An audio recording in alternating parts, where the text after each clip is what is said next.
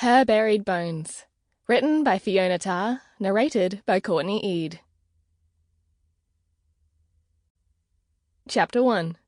The air seared hot like an oven as Constable Williams disembarked the 34-seater aircraft that transported her from her hometown to this dry, barren landscape in the centre of South Australia.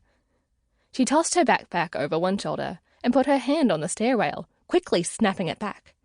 The shiny metal balustrade burning her fingertips with residual heat. "Sorry, forgot to mention that," the air steward smiled apologetically. "There isn't much shade out there today. Actually, there's never really any shade out there," she chuckled. "All good." Jenny returned the smile and carefully made her way down the aluminium mesh stairs, avoiding touching the railing again. The tarmac radiated a heat haze, framed by hundreds of white dirt mounds as far as the eye could see. She'd studied them as the aircraft circled around, making its final approach to the short runway. Coortney Ede was said to have gotten its name from the local indigenous people who, after the opal mining boom in the early 1900s, called it Cooper Pedy, which meant white man's hole. Jenny giggled silently at how strange it must have been to the Aboriginal people to see hundreds of men swarm to the area to dig hole after hole and burrow their way to wealth. Fluorescent orange triangle tape lined the path on the tarmac, guiding the way to a small terminal that reminded her of an old transportable school building, complete with sash windows and bitumen cladding.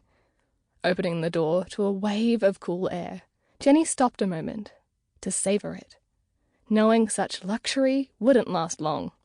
There was no baggage carousel and only 2 service counters, a few chairs and a vending machine in the far corner. "Constable Williams?" Jenny turned to find a police officer strolling into the terminal from the other side. He was medium height, blonde, tanned, and wore the khaki police uniform that was often issued in rural parts of Australia. Like the soldiers in the desert, it was cooler than the dark navy blue she'd been wearing since she joined the force after leaving school. "That's me." "Your baggage won't take long." He stepped forward, his hand offered in greeting. "I'm Constable Phillips. Welcome to Coortney Ede, the hottest, driest place on the continent." "So they tell me." "And you still came?" Jenny didn't get a chance to answer before Constable Phillips was intercepting the luggage, which was piled unceremoniously on top of a trailer, pulling up outside the tiny terminal. "Which one is yours?"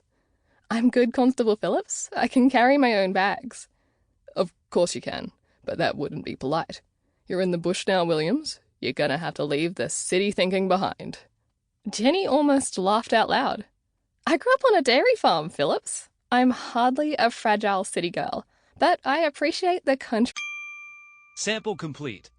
Ready to continue?